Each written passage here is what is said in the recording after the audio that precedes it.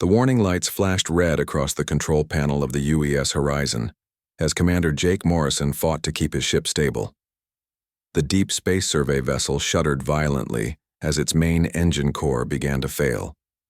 Jake had been mapping uncharted systems for 3 months, but now his routine mission had turned into a nightmare. "Computer, run full diagnostic on the engine core," Jake shouted over the alarm sounds. "Engine core breach detected. Core temperature rising beyond safe limits. Recommend immediate evacuation," the computer's calm voice replied. Jake's hands moved quickly over the controls. He had maybe 10 minutes before the core would explode and take the entire ship with it. The nearest planet showed on his scanner as Kepler 442b, a world marked as inhabited but unexplored by humans. He had no choice but to head there and hope for the best. The ship groaned as Jake pushed it toward the planet. Through the viewport, he could see the world growing larger. It looked beautiful, with blue oceans and green continents covered in what appeared to be forests. White clouds swirled in patterns across the surface. "Preparing escape pod for launch," Jake said to himself, as he programmed the ship's computer. "Set the horizon to self-destruct after I'm clear. Can't risk the technology falling into the wrong hands." The escape pod was small and cramped, designed for short-term survival only. Jake grabbed his emergency supplies, his sidearm, and the portable translator device that all survey crews carried. He sealed himself into the pod just as the ship's hull began to crack from the heat. The pod shot away from the dying ship like a bullet. Behind him, the UES Horizon exploded in a bright flash that lit up the darkness of space. Jake was alone now, falling toward an unknown world with no way to call for help. As the pod entered the planet's atmosphere, it began to shake and heat up. The parachutes deployed automatically, but something was wrong. One of the chutes had torn, and Jake was falling too fast. He could see the ground rushing up to meet him, covered in strange crystal-like trees that glowed with soft light. The pod crashed through the crystal forest with a sound like breaking glass. Jake felt his body slam against the restraints as the pod bounced and rolled before finally coming to a stop. Pain shot through his left arm and ribs. Blood ran down his face from a cut on his forehead. For a moment, everything was quiet, except for the hissing of the pod's cooling systems. Then Jake heard something that made his heart race. It was a sound like singing, but not quite human. The voices were high and sweet, creating harmonies that seemed to float on the air like music. Jake tried to move but gasped in pain. His left arm was definitely broken and breathing hurt. He reached for his sidearm with his good hand, not knowing what kind of creatures lived on this world. The singing was getting closer. Through the cracked viewport of his pod, Jake saw his first alien. It was tall and thin, maybe 7 feet in height, with skin that looked like it was made of pale green glass.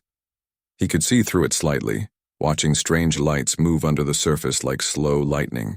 The creature had large, dark eyes that seemed kind rather than threatening. More of the aliens appeared surrounding the crashed pod. They were all singing in that strange, beautiful way, but Jake could tell they were excited or maybe afraid. Some pointed at the damage his pod had done to their crystal trees. Others pointed at Jake himself. One of the aliens, older than the others with silver patterns under its transparent skin, approached the pod. It placed a long, delicate hand on the hull and began to sing in a different tone. Somehow, Jake's translator device picked up the meaning. "Stranger from the sky void," the alien sang. "You are hurt and far from home. We will help you, though you have broken our singing trees." Jake tried to speak, but his throat was dry. "I'm sorry," he managed to say. His translator turned his words into the same musical language the aliens used. "My ship was dying. I had no choice." The older alien's eyes grew wider. "You sing in our voice speech. This is great wonder. I am called Wisp Song of Dawn, keeper of this grove place. What do you call yourself, Sky Stranger?" "Jake Morrison, commander of the Earth Colonial Survey," Jake replied, then added, "I mean no harm to your people." Wisp Song of Dawn turned to the other aliens and sang something quickly. Several of them hurried away while others began working on the pod's hatch. Jake heard clicking and humming sounds as they somehow managed to open the sealed door. Gentle, hands reached in to help Jake out of the pod. The aliens were incredibly careful with him, supporting his weight as they lifted him. Their touch was warm despite their glass-like appearance, and Jake could feel a strange tingling sensation where they touched him. "Your body shell is broken in places," observed a younger alien with blue patterns under her skin. "I am Melody Through Rain. Healer of hurts, we must make you whole again." They carried Jake to a structure that looked like it had been grown rather than built. The walls were made of the same crystal material as the trees, but shaped into smooth curves and chambers. Soft light came from the walls themselves, creating a warm and peaceful atmosphere. Inside, they placed Jake on a bed that seemed to be made of living crystal. It was surprisingly comfortable and seemed to adjust to his body. Melody Through Rain began to sing, and other aliens joined in. The sound was beautiful and complex, with layers of harmony that Jake had never heard before. As they sang, Jake felt the pain in his body begin to fade. The cut on his forehead stopped bleeding, and the sharp pain in his ribs became a dull ache. He watched in amazement as the aliens worked, their transparent skin glowing brighter as they sang. "How are you doing?" "This," Jake asked. "Song healing is our gift," Melody Through Rain explained, never stopping her singing. "We sing to the small life pieces in your body, asking them to repair and grow strong again. Your people do not know this way?" "No," Jake said, fascinated. "We use machines and medicines. I've never seen anything like this." Over the next several hours, more aliens came to see the strange visitor. They brought food that looked like fruits made of crystal but tasted sweet and nourishing. They brought water that sparkled like diamonds but was pure and clean. Jake learned that these people called themselves Zephyrians, and they had lived on this world for thousands of years. The Zephyrians were curious about Jake's world and his people. They had never seen a human before, though they knew other races existed among the stars. Jake told them about Earth, about the cities and oceans, about humanity's expansion into space. The Zephyrians listened with wonder, their skin glowing, with different colors as their emotions changed. "Your people are travelers of the great void," said Wisp Song of Dawn. "They must be very brave to journey so far from home." "We are explorers," Jake agreed. "We want to learn about the universe and meet other intelligent races, people like you." "But some star peoples are not kind," Melody Through Rain said, her song taking on a sadder tone. "We have heard whispers on the far-speaking waves. Some take what is not theirs and hurt others for gain." Jake nodded grimly. "Yes, there are dangerous races out there, but there are also good ones, like yourselves. You didn't have to help me, especially after I damaged your trees, but you did anyway." "All life is precious," Wisp Song of Dawn sang simply. "To help another is to help ourselves. This is the first truth of existence." As night fell on the alien world, Jake found himself thinking about the Zephyrians' words. These people were so gentle and kind with no apparent weapons or military. They seemed to live in perfect harmony with their world and each other. It was beautiful, but it also made Jake worry. In a galaxy full of predators, how had such a peaceful people survived? The answer to that question would come sooner than he expected, and it would change everything for both their worlds. 3 months had passed since Jake Morrison crashed on the Zephyrian world. His broken arm had healed completely thanks to their song healing, and he could breathe without pain again.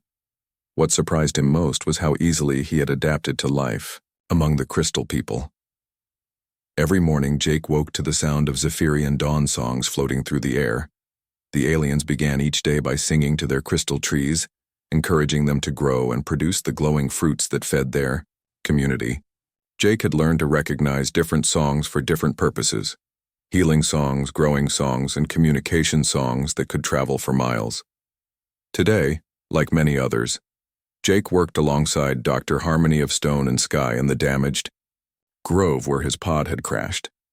The elderly Zephyrian was their best botanist, and Jake had become his eager student. Together, they were trying something that had never been done before: combining human engineering with Zephyrian bioharmonic growing techniques. "Sing the growth song again, but slower this time," Jake suggested as he adjusted the metal framework he had built around a young crystal tree. He had salvaged materials from his escape pod to create supports and nutrient delivery systems that worked with the Zephyrian methods. Dr. Harmony of Stone and Sky began to sing, his transparent skin glowing with soft blue light. The crystal tree responded immediately, its branches reaching toward the metal supports Jake had installed. Where the tree touched the human-made materials, it began to grow around them, incorporating the technology into its living structure.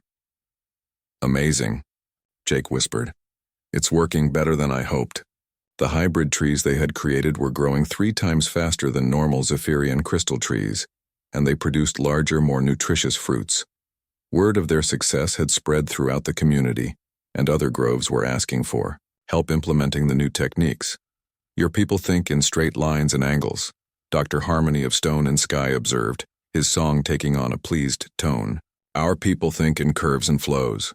Together we make shapes that neither could create alone." Jake smiled. "That's a beautiful way to put it." He had grown to love the Zephyrian way of speaking in metaphors and songs. It made even simple conversations feel like poetry. A group of young Zephyrians approached the grove, their skin bright with excitement.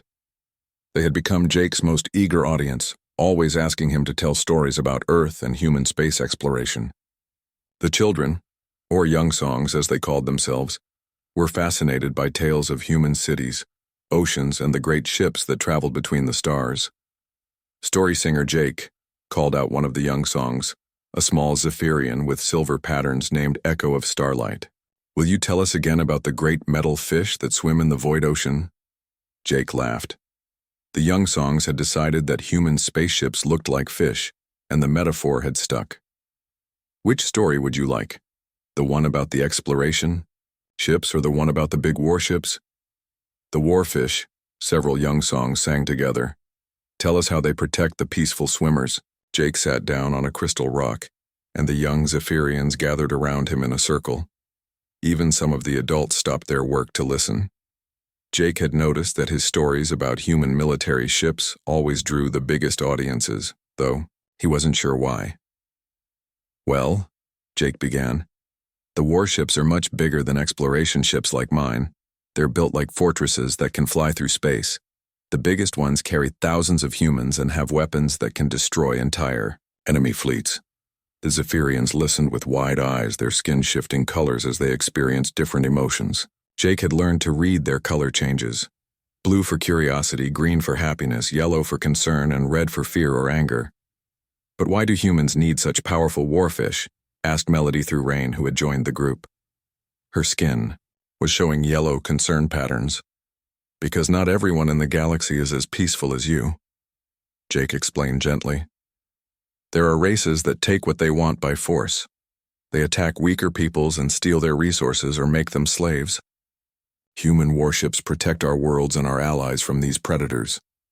"We have heard whispers of such dark singers," said Wisp Song of Dawn, his ancient voice heavy with sadness. "But we have always hoped that distance would keep them from our peaceful grove world." Jake felt a chill run down his spine. "What kind of whispers?" "Ships have been seen at the edge of our star system," Wisp Song of Dawn admitted. "Strange ships that do not answer our greeting songs. They watch and leave, but they return more often lately." "Why didn't you tell me this before?" Jake asked. Standing up quickly, "We did not wish to trouble you with our fears," Melody Through Rain sang softly. "Perhaps they are only curious travelers like yourself." Jake shook his head. "Curious travelers answer when you try to communicate. Ships that watch in silence are usually scouting for something else." He had seen enough intelligence reports during his military training to recognize the pattern. The peaceful mood of the afternoon was broken. Jake excused himself and walked to the highest point in the grove, where he could see the sky clearly. He pulled out a small device from his emergency kit, a long-range scanner that could detect ships in nearby space. The scanner showed nothing at the moment, but that didn't make Jake feel better. If hostile ships were scouting the system, it meant they were planning something, and the Zephyrians had no way to defend themselves. That evening, Jake sat with the community leaders in their main meeting chamber. The crystal walls hummed softly with harmonic resonance as the Zephyrians discussed the situation in their musical language. "We have no weapons," Wisp Song of Dawn explained to Jake. "We have never needed them. Our world has no valuable metals or rare elements that others might want to steal. But you have something much more valuable," Jake realized. "Your bioharmonic technology, your ability to grow living crystal structures, to heal with sound, to communicate across vast distances. Any advanced civilization would want those abilities." The Zephyrians looked at each other with growing alarm, their skin showing yellow and orange patterns of worry. "What can we do?" asked Dr. Harmony of Stone and Sky. "We know nothing of war or fighting."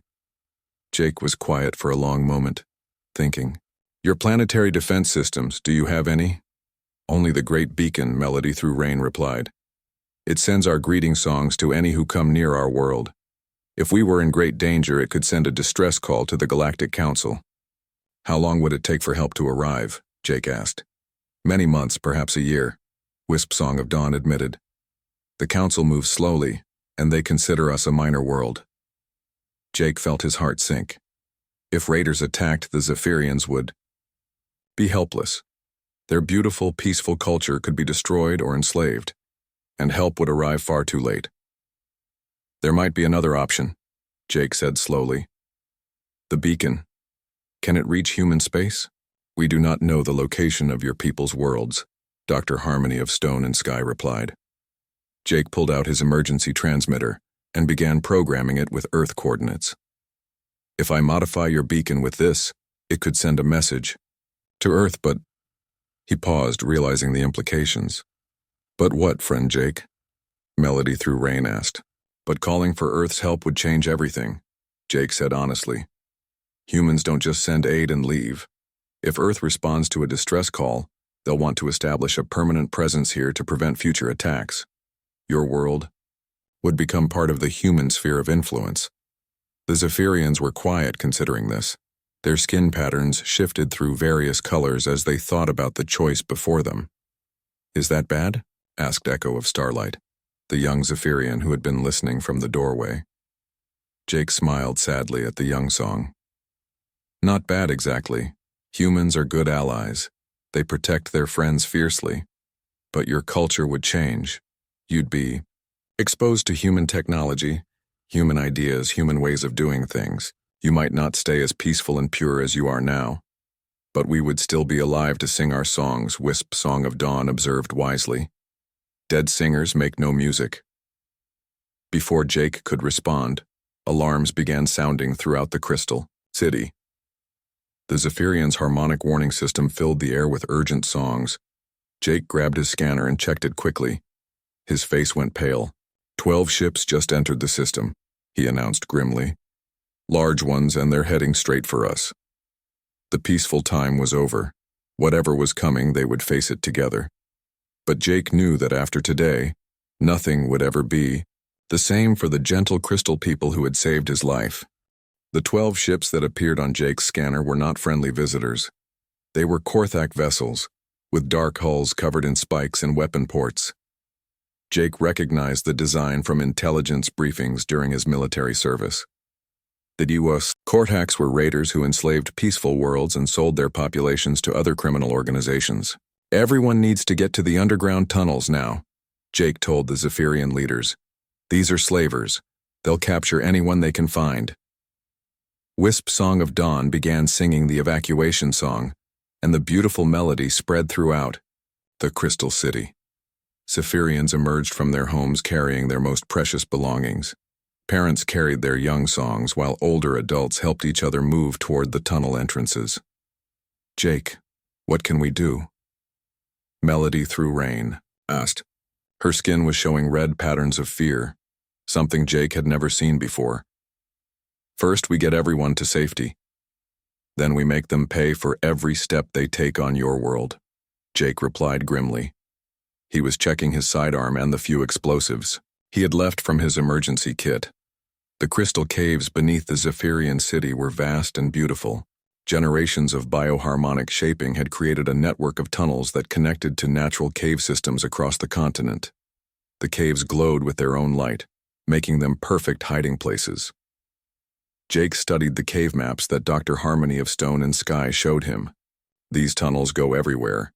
We can use them to move around without being seen. Do any of them lead near the Korthak landing sites? Yes, but Jake, we are not fighters, Wisp Song of Dawn protested. We have never hurt another living being. I know, Jake said softly. But sometimes good people have to fight to protect what they love. You don't have to kill anyone. Just help me slow them down until we can call for help. Through the cave entrance, they could hear the roar of Korthak landing craft touching down. The ground shook as the heavy vessels settled near the crystal groves. Soon, they heard the harsh voices of Korthak soldiers shouting orders in their guttural language. Jake's translator picked up their words. Spread out and search every structure. The bosses want live ones, but kill any that resist. This crystal tech will make us rich. They want to steal our singing trees and enslave our people, Jake told the Zephyrians. We can't let that happen. Melody Through Rain stepped forward, her skin now showing patterns Jake had never seen before, swirls of blue and silver that seemed to indicate determination. Tell us what to do, friend Jake. We will fight for our home. Over the next hour, Jake organized the first military resistance in Zephyrian history. He taught them basic guerrilla tactics using their natural advantages. The Zephyrians could communicate silently through their harmonic songs, coordinate across vast distances, and move through the crystal caves like they were their own homes. Jake showed them how to turn their agricultural tools into weapons. Crystal cutting devices became explosive charges. Harmonic resonators for plant growth could be reversed to create disorienting sonic attacks. Even their healing songs could be modified. Dr. Harmony of Stone and Sky discovered that certain frequencies cause severe headaches in Korthak nervous systems. Remember, we're not trying to win a straight fight, Jake explained to his impromptu army. We hit them fast, cause damage, and disappear before they can react. Make them afraid to leave their ships alone. The first attack came that evening. A Korthak patrol was stripping crystal fruits from one of the outer groves when Jake and 12 Zephyrians struck from the tunnels. Jake used his sidearm to take out the patrol leader, while the Zephyrians used their sonic weapons to confuse and disorient the other soldiers. The Korthaks were tough reptilian warriors, 7 feet tall with armored scales and powerful claws. But they had never faced anything like the Zephyrian sonic attack. The sound waves disrupted their inner ear balance and caused intense pain in their heads. They stumbled around helplessly while Jake and his team destroyed their equipment and disappeared back into the tunnels.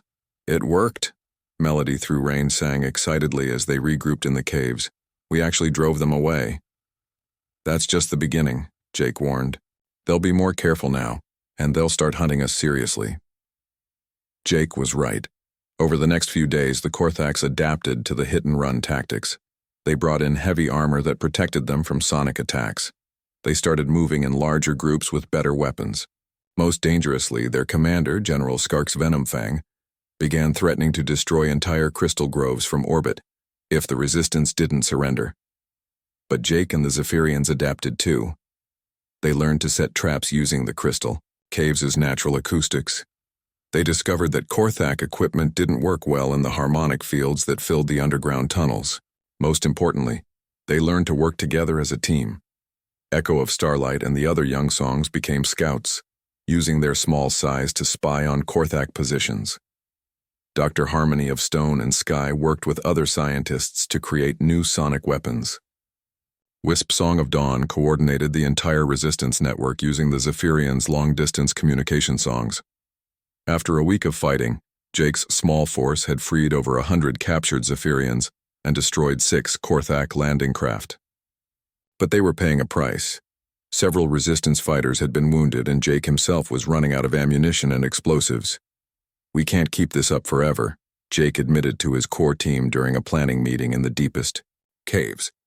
The Korthaks have reinforcements coming and we're almost out of supplies. What do you suggest? Melody Through Rain asked. She had become Jake's second-in-command, showing a talent for tactics that surprised everyone. We need to hit them where it hurts most, Jake said, pointing to a map of the Crystal City, their main command post. If we can destroy their communications and supplies, we might force them to retreat. That's heavily guarded, Dr. Harmony of Stone and Sky observed.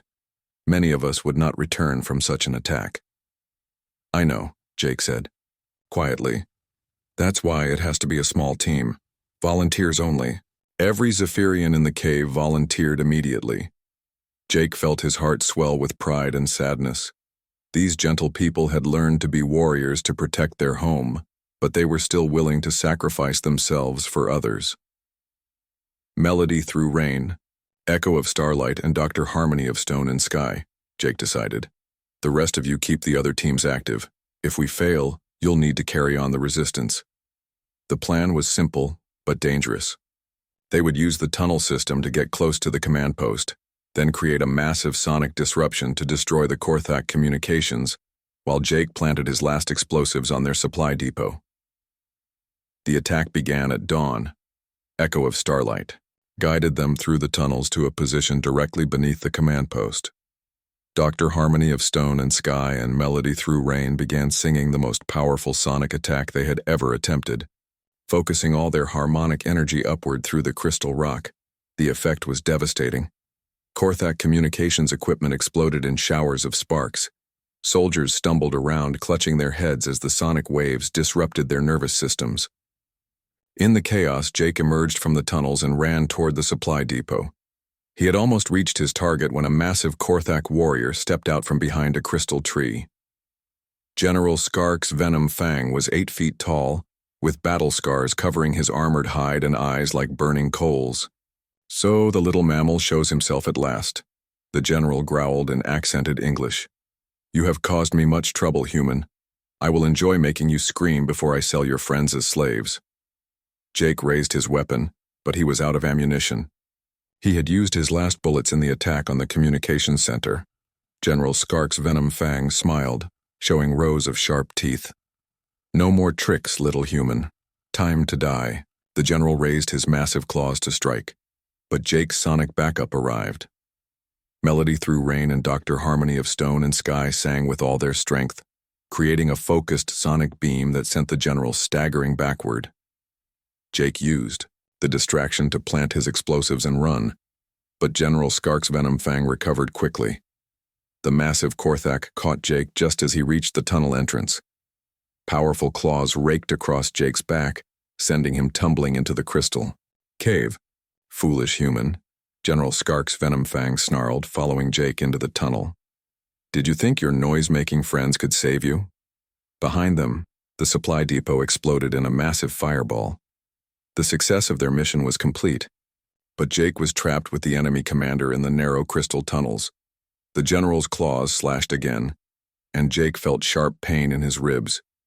He was badly wounded and had no weapons left. General Skark's Venom Fang grabbed Jake by the throat and began to squeeze. I'm going to drag you back to the surface and execute you in front of your alien friends, the general hissed. Then I'm going to enslave every one of them as payment for your resistance. Jake struggled weakly, but he was losing consciousness. Through the crystal walls, he could hear Melody Through Rain singing desperately, trying to help him. But her songs couldn't reach through the general's thick armor. As darkness closed in around Jake's vision, he had one last thought. The Zephyrian distress beacon was still broadcasting. Somewhere out in space, someone might be listening. Far across the galaxy, in the Sol System Command Center on Earth, Admiral Lisa Carter was reviewing routine patrol reports when her communications officer interrupted her. Admiral, we're receiving an emergency signal from the Outer Rim. It's unusual, Lieutenant Dan Brooks said, looking confused at his screen. Define unusual, Lieutenant, Admiral Carter replied, walking over to his station. The signal is coming from coordinates that don't match any human colonies, and it's in some kind of musical language, but our computers have managed to decode part of it. Lieutenant Brooks transferred the message to the main screen. Admiral Carter read the translated text aloud. Emergency. Hostile forces attacking. Peaceful world. Human citizen Jake Morrison of Earth Colonial Survey Vessel UES Horizon requests immediate assistance. Slavers taking population. Please help. The Admiral's expression turned serious. When did we lose contact with Commander Morrison? 3 months ago, ma'am. His ship was reported missing during a deep space survey mission. We assumed engine failure or pirate attack. Admiral Carter studied the star charts. The signal was coming from a system over 2 months away at maximum speed. But the mention of slavers and a plea for help from one of her officers made the decision easy. Signal the Third Fleet. I want the battle cruisers UES Liberty and UES Constitution ready for immediate departure. Also prep the UES Vengeance and our full escort squadron. Ma'am, that's a significant force for a rescue mission, her aide Captain Roy Bennett observed. Lieutenant, pull up everything we have on slaver operations in that sector, Admiral Carter ordered. When the data appeared on screen, her face grew grim. Korthak raiders. They travel in large fleets and enslave entire populations. If Commander Morrison is fighting them with primitive allies, he's going to need more than a rescue ship. Admiral, the fleet is ready, Lieutenant Brooks reported. Set course for the source of that signal. Maximum speed. Admiral Carter's voice was steel. And send a message to Earth Command. Tell them we're going to demonstrate why attacking humans and their friends is a very bad idea. Back on the Zephyrian world, Jake slowly regained consciousness. He was tied to a metal post in the center of the Crystal City's main square. His ribs ached, his back was covered in bandages, and his head throbbed. Around the square, hundreds of captured Zephyrians were forced to watch as General Skark's Venom Fang prepared for a public execution. Awake at last, little human, the general growled. Good. I want you to see your friends before you die. Jake looked around at the captured Zephyrians. Many showed signs of the sonic weapon attacks they had suffered. Their transparent skin was dimmed with exhaustion and fear, but in their eyes, Jake saw something that gave him hope. They were not broken. The gentle crystal people had learned to fight, and they would continue fighting even after he was gone. You think you've won, Jake said weakly. But you don't. Understand humans? General Skark's Venom Fang laughed, a harsh sound like breaking glass. I understand that you're about to be very dead, and your crystal friends will spend the rest of their lives in slave markets across the galaxy. That's where you're wrong, Jake replied. Humans don't abandon their friends, and we really don't like slavers. Your people don't even know you're here, the general snarled. This pathetic world is so far from human space that no rescue will ever come. Jake smiled despite his pain. The beacon is still broadcasting, isn't it? You couldn't find it to shut it down. That means my people know exactly where I am and what's happening here. For the first time, General Skark's Venom Fang looked uncertain. Even if they received your message, help would take months to arrive. You'll be long dead and we'll be gone with our cargo. Maybe, Jake admitted. But you've made one crucial mistake. You attacked people under human protection. Earth doesn't forget that kind of thing. Before the general could respond, one of his communication officers ran up with a panicked expression. Sir, we're detecting massive energy signatures at the edge of the system. Multiple large ships incoming. General Skark's Venom Fang grabbed the communication device and barked orders. All ships, report status. What are you seeing out there? The response came through crackling with static. General, this is Scout Ship 7. We count 15 human warships approaching at high speed. The lead vessel is... Sir, it's huge. Much. Larger than anything in our files. Jake's smile grew wider. 15 ships. That's a full task force. Admiral Carter doesn't mess around.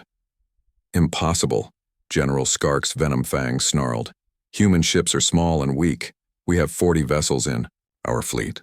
Your intelligence is out of date, Jake said cheerfully. Earth's been busy building some new toys. You're about to meet them. Across the galaxy, Admiral Carter stood on the bridge of the UES Vengeance as her fleet emerged from hyperspace. The massive battlecruiser was over a mile long and bristled with the latest human weapons technology. Around her, 14 other warships took formation, a display of human military power unlike anything the galaxy had seen before. Sensor report, Admiral Carter ordered. 42 Korthak vessels in system, Admiral. 37 are raiders. 5 are heavy cruisers. They're moving to intercept us. Signal the fleet battle formation Delta and open a channel to all Korthak ships. The communication array crackled to life, broadcasting Admiral Carter's voice across the entire star system. This is Admiral Lisa Carter of the Terran Defense Force. You have attacked a peaceful world and captured a human citizen. You have exactly 1 hour to surrender unconditionally and release all prisoners, or we will demonstrate why the galaxy fears human warfare. On the planet's surface, every Korthak soldier heard the message. Jake saw General Skark's Venom Fang's expression change from confidence to worry. The captured Zephyrians began to sing softly, their hope songs creating beautiful harmonies that filled the air. "Sir, the human admiral is demanding our surrender," a Korthak officer reported nervously. General Skark's Venom Fang's pride overcame his common sense. 15 ships against 42. They're outnumbered almost 3-1. Prepare for battle and execute the human immediately. "I wouldn't do that if I were you," Jake called out. "Admiral Carter takes the safety of her people very personally. Kill me now and she'll hunt your species to extinction."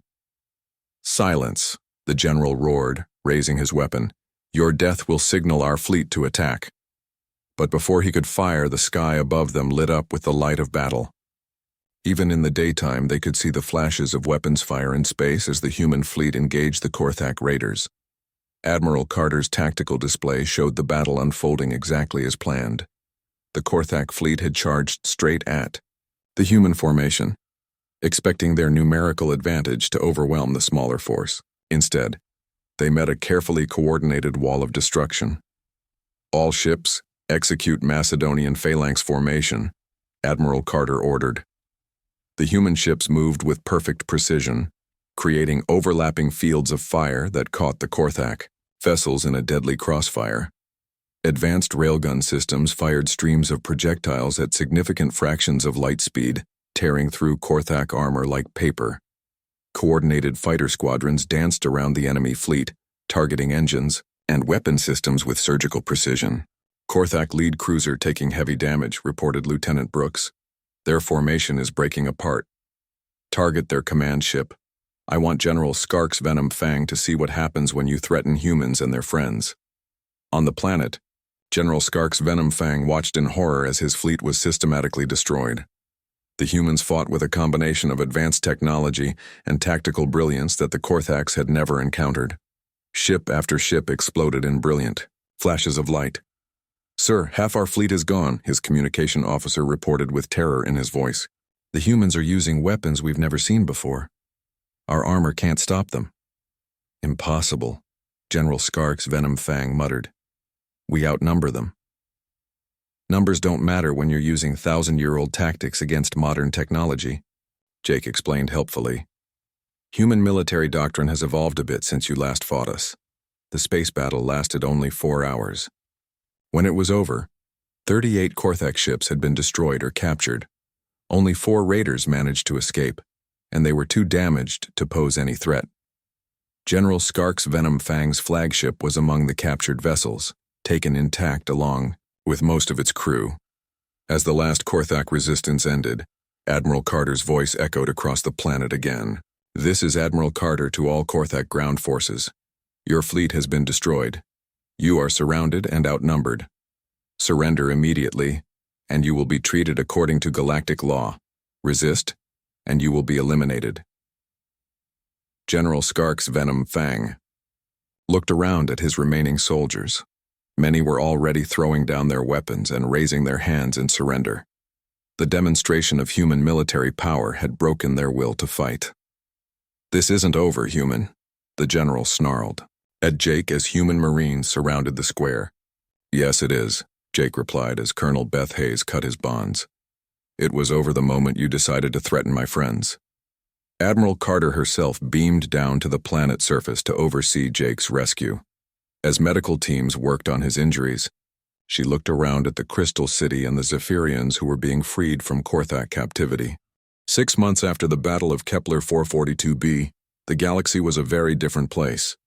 News of Earth's crushing victory over the Korthak fleet had spread to every civilized world.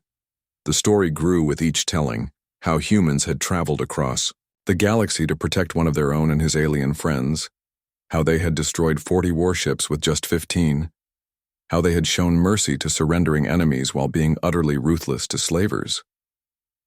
Jake Morrison stood in the rebuilt Crystal Grove where his escape pod had first crashed. The damaged trees had not only been repaired but were now growing better than ever. thanks to the human-Zephyrian hybrid techniques. Around him, children from both species played together, their laughter mixing with the gentle songs of the crystal trees.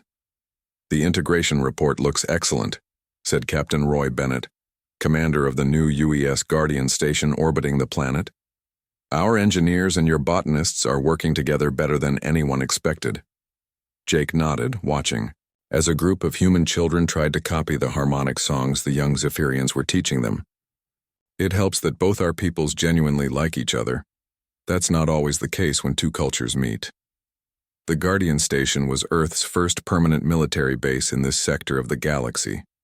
3 destroyers and a full Marine regiment were stationed there under Colonel Beth Hayes' command, but more importantly, it had become a symbol of human protection that was visible to any ship approaching the system. "Sir, incoming message from Earth Command," Lieutenant Dan Brooks reported, from the communication station that had been set up in the grove. "Put it through," Jake replied. As Earth's first diplomatic ambassador to an alien species, he received regular updates from home. Admiral Carter's face appeared on the holographic display. "Hello, Ambassador Morrison. I have some interesting news from the Galactic Council." Jake smiled at the title. After everything that had happened, Earth had decided that someone who could turn pacifists into warriors and aliens into allies was exactly the kind of person they needed representing humanity. "What's the word from the Council, Admiral?" 3 more species have applied for human protection agreements in the past month," Admiral Carter reported. "The Andromedan Crystal Miners, the Tau Ceti Agricultural Collective, and surprisingly, the Rigel Trade Federation. It seems everyone wants Earth as their friend these days." This didn't surprise Jake. Word had gotten out about the mutual defense treaty Earth had signed with the Zephyrians. Other peaceful species, especially those who had been targeted by raiders and slavers, were eager to have human protection. Earth was carefully considering each request, not wanting to overextend their military but recognizing the strategic and moral value of protecting innocent peoples. "Any word on the Korthak situation?" Jake asked. "General Skark's Venom Fang and his surviving officers are standing trial at the Galactic Court for crimes against sentient beings," Admiral Carter replied. "The evidence of their slaving operations on dozens of worlds is overwhelming. More importantly, the Korthak government has officially banned all raiding activities and is paying reparations to their victims." Jake raised an eyebrow. "They banned raiding? That's like asking sharks to become vegetarians." "Amazing what a demonstration of human firepower can accomplish," Admiral Carter said with a slight smile. "Several other aggressive species have also decided that peaceful trade is more profitable than warfare. The galaxy is becoming a much safer place." After the communication ended, Jake walked through the Crystal City toward his home. It was a beautiful structure that combined human engineering with Zephyrian bioharmonic growing techniques. Walls of living crystal that responded to emotional songs, rooms that adjusted their lighting based on the occupants' moods, and gardens that grew both earth vegetables and Zephyrian crystal fruits. Inside, he found Melody Through Rain working with Dr. Harmony of Stone and Sky on their latest research project. They were developing new agricultural techniques that could help feed both human colonies and Zephyrian settlements. The work was so promising that Earth was considering funding similar research stations on other worlds. "How did the integration meeting go?" Melody Through Rain asked, her skin showing the warm blue patterns that Jake had learned meant happiness and contentment. "Very well. Captain Bennett thinks we'll be ready to start the exchange program next month," Jake replied, settling into a chair that hummed softly in harmony with his presence. The exchange program was one of Jake's proudest achievements. Young humans would come to the Zephyrian world to learn bioharmonic sciences, while young Zephyrians would visit Earth to study human technology and culture. It was designed to strengthen the bonds between their peoples and share knowledge that would benefit both civilizations. "The young songs are very excited," Dr. Harmony of Stone and Sky observed. "Echo of Starlight asks every day when she can see the great metal cities of Earth." Jake laughed. Echo of Starlight had become fascinated with human architecture and engineering. She was already showing remarkable talent for combining Zephyrian bioharmonics with human construction techniques. Jake suspected she might become the first Zephyrian to earn an engineering degree from a human university. That evening, Jake and Melody Through Rain walked to the memorial grove that had been planted to honor those who had died defending their world. Both human and Zephyrian names were inscribed in crystal and metal, surrounded by hybrid trees that bloomed with flowers from both worlds. "Do you ever regret it?" Melody Through Rain asked softly. "Staying here instead of returning to your own people?" Jake considered the question seriously. "I miss Earth sometimes. I miss the oceans and the mountains. But this is my home now. These are my people too." It was true. Over the months since the invasion, Jake had come to love the Zephyrian world as much as he loved Earth. He had learned to sing the harmonic languages, to read the emotional colors in Zephyrian skin, to appreciate the gentle wisdom of a people who valued all life. In return, he had taught them about human courage, determination, and the fierce loyalty that made humans such valuable allies. Besides, Jake added with a grin, someone has to make sure you don't get into any more trouble. Melody Through Rain's skin showed the silver patterns of amusement. "We were perfectly peaceful before you crashed into our grove. And you would have been perfectly enslaved if I hadn't taught you to fight," Jake pointed out. They had this conversation often, always, in good humor. Both knew that their meeting had changed the course of history for their peoples. The Zephyrians had learned that sometimes good people must fight to protect what they love. Humans had learned that the strongest alliances come from mutual respect and genuine friendship. A soft chime sounded from Jake's communication device. He checked the message and smiled. "Wedding invitation from Captain Bennett and Dr. Sarah Kim. They're getting married next month and want to have the ceremony here." More and more humans were choosing to settle on the Zephyrian world, attracted by the peaceful culture and the opportunities for scientific collaboration. Similarly, several Zephyrians had expressed interest in visiting or even living on human worlds. The two species were becoming genuinely integrated, not just allies of convenience. As night fell over the Crystal City, Jake and Melody Through Rain sat in their garden watching the stars. Above them, the lights of Guardian Station moved slowly. Across the sky, a constant reminder that this world was no longer alone in the galaxy. "Look," Melody Through Rain said, pointing to a particularly bright star. "The evening singers say that's where your Admiral Carter's fleet is tonight, protecting the Tau Ceti worlds from raiders." Jake nodded. Earth's military presence was expanding throughout this sector of the galaxy, but it wasn't conquest. It was protection. Peaceful worlds knew they could call on human help if threatened. Aggressive species knew they would face human wrath if they attacked the innocent. "The galaxy is changing," Jake observed. "Before, the strong preyed on the weak and nobody cared. Now there's someone willing to stand up for those who can't defend themselves. And it all started because some crystal people decided to help a crashed pilot," Melody Through Rain added, her skin glowing with warm golden patterns. Jake took her hand, feeling the gentle warmth of her bioharmonic energy. "Best decision they ever made." In the distance, they could hear the evening songs beginning as Zephyrians throughout the city sang their thanks for another day of peace and friendship. The melodies were different now than they had been before Jake's arrival. They included themes of courage and protection alongside the traditional songs of growth and harmony. The galaxy had learned an important lesson. Hurt one human, and you might face their anger, but protect a human, show them kindness, and you would gain the most loyal allies in the known universe. The Zephyrians had harbored one human in his darkest hour. Now their world would never stand alone again. As Jake and Melody Through Rain walked back to their home, the last light of day faded from the crystal spires of the city. Tomorrow would bring new challenges, new opportunities for cooperation between their peoples, and new proof that the strongest bonds in the universe are forged not through conquest, but through compassion. The age of human protection had begun, and the galaxy was learning what it meant to have Earth as a friend.